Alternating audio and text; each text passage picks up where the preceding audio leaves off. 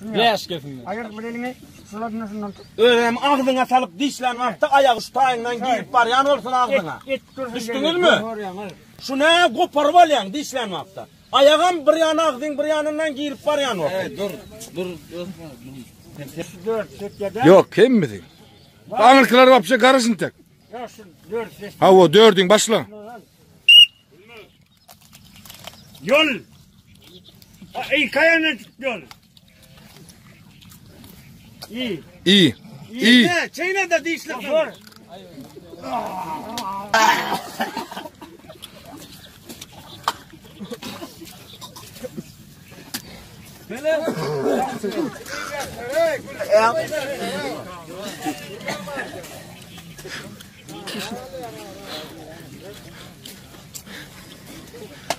İyi.